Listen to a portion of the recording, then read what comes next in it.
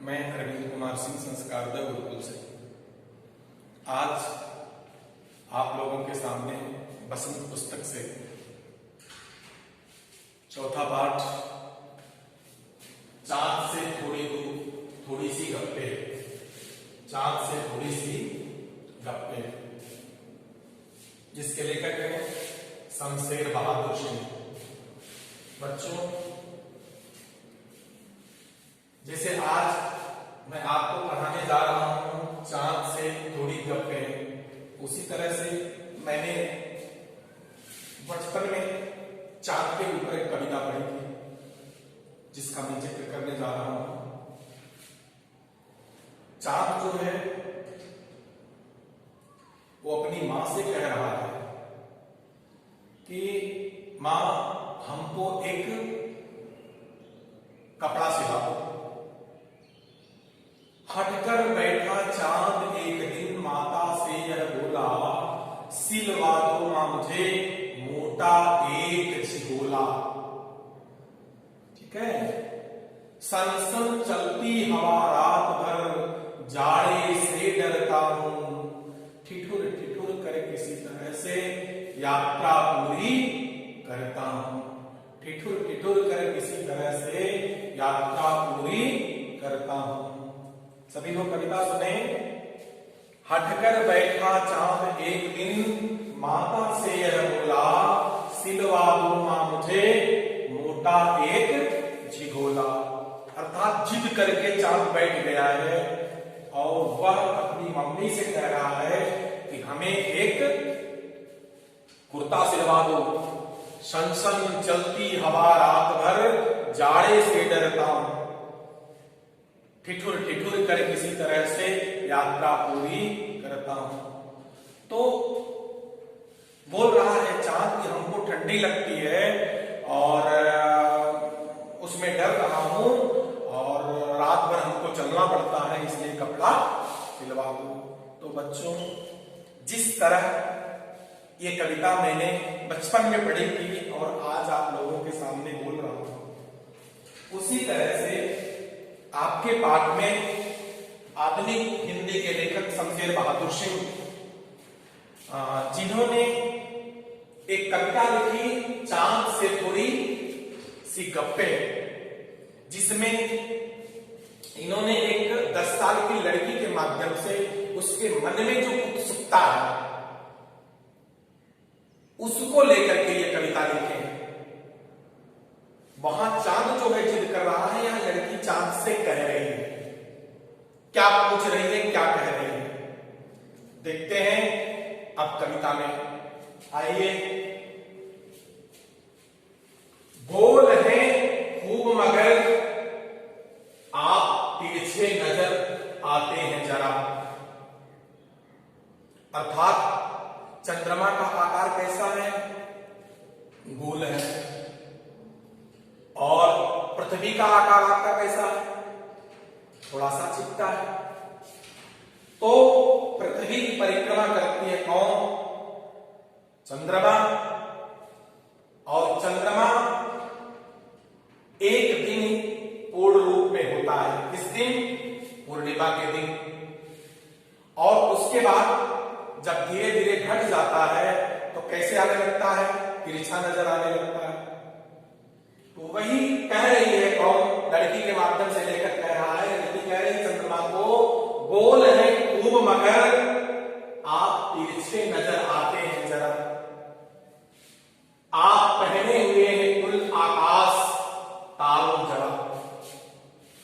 अर्थात चंद्रमा को वह वस्त्र पहनाए हुए है, किसका? पूरे आकाश का। और उन वस्त्र में सितारे लगे हुए हैं। जैसे हम कोई वस्त्र पहनते हैं जब, उसमें सितारे जो लगे रहते हैं तो वो क्या करते हैं? रात में चमकते हैं प्रकाश में। उसी तरह चंद्रमा जो वस्त्र पहने हैं आकाश का, उसमें तारे जो है वो टिमटिमा रहे हैं। कब? रात में।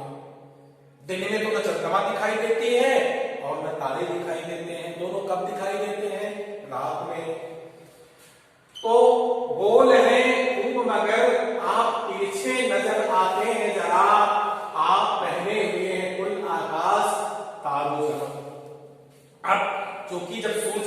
परिक्रमा सारी पृथ्वी की परिक्रमा कर रही है चंद्रमा, तो वो एक जगह से देखेंगे तो सीधा और दूसरी जगह से देखेंगे तो तिरछा, जो कि परिक्रमा करते हुए दिख रही है, हम पृथ्वी पर खड़े हैं इसलिए वो तिरछा नजर आएगी।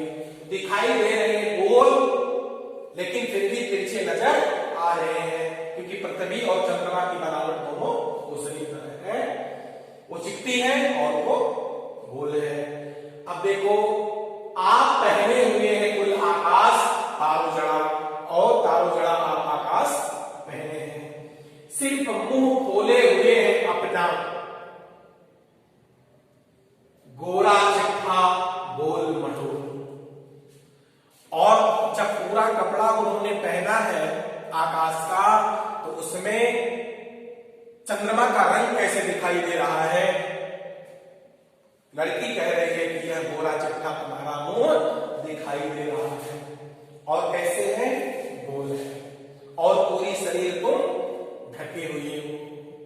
ठीक, जैसे किसी का मुंह दिखाया जाता है सिर्फ, तो उसमें पूरे कपड़े से कवर करके सिर्फ चेहरा ही दिखाया जाता है, उसी तरह यहां कहा जाता है कि आपका और शरीर जो है वो आकाश के वस्त्र से ढका हुआ है, सिर्फ थोड़ा चेहरा गोल मटोल दिखाई दे रहा है। क्लियर? आगे, अपनी पोशाक को फैलाए हुए चारों सिंत। सिंत मतलब होता है दिशाएं, दिखाए मैंने सिंत दिशाएं, पोशाक मतलब वस्त्र। सिंत दिशाएं होगी, तो दिशाएं कितनी है जहां चंद्रमा पहले है? चार तरफ, पूरब पश्चिम उत्तर दक्षिण, तो ये चारों सिंत मतलब हुआ चारों दिशाएं। पोशाक वस्त्र, तो वस्त्र किसको बनाया मैंने? आकाश को।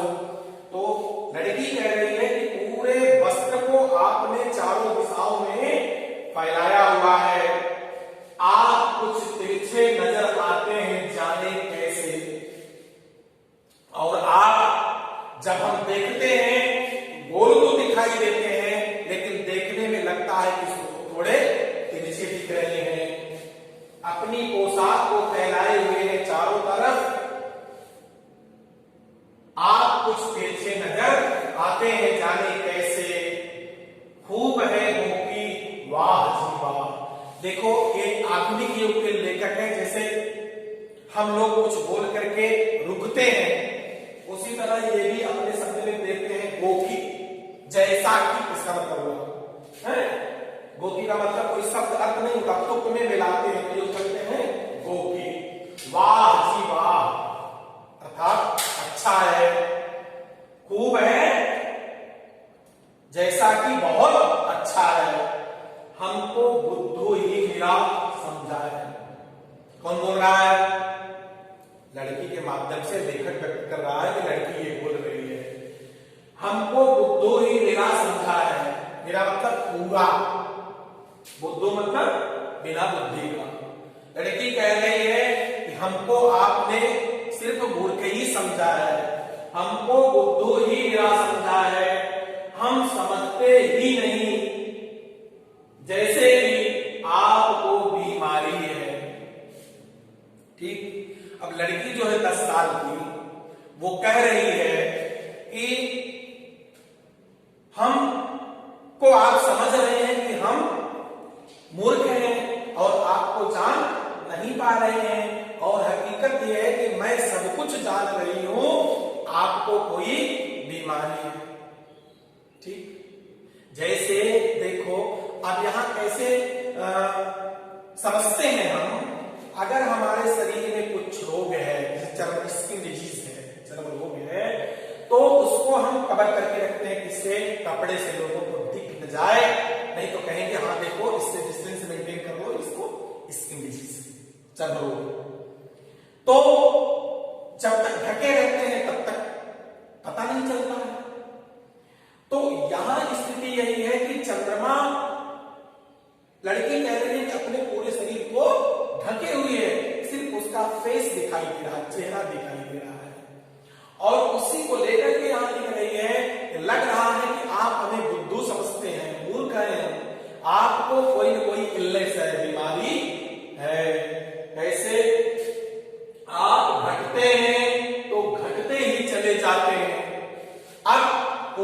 के बाद चंद्रमा की क्या स्थिति होती है?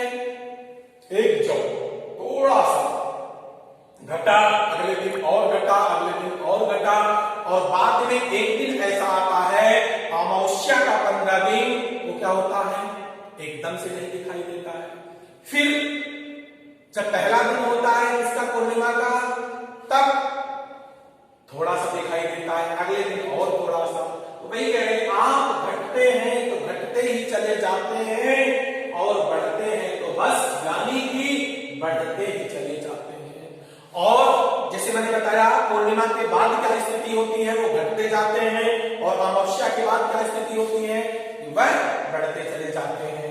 तो वही लड़की कह रही है कि हम समझ रहे हैं कि आप हमको बुद्धू समझ रहे हैं, जबकि आपको बहुत तगड़ी बीमारी है।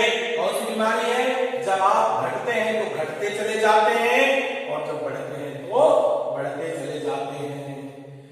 दम नहीं लेते हैं जब तक कि बिल्कुल ही गोल न हो जाए। दम मतलब सांस, सांस नहीं लेते हैं अर्थात तब तक दौड़ते ही रहते हैं जब तक पूर्ण गोल की अवस्था में नहीं हो जाते हैं। बिल्कुल गोल और पूरे गोल, यह मर्ज आपका अच्छा नहीं होने आता है। अर्थात आप सदा गोल ही बने रहो, ऐसी स्थिति नहीं आ सकती है, क्योंकि आपको भयंकर रोग हुआ है। कौन कह रहा है? लड़की कह रही है, ऐ चांद आपको भयंकर रोग हुआ है, और आप ठीक होने वाला नहीं है। आप इसी तरह से बढ़ते हुए बढ़ते चले जाओगे, और घटते हुए घटते चले जाओगे। क्लियर? आपका मर्ज जो है रोग बहुत बढ़ गया है।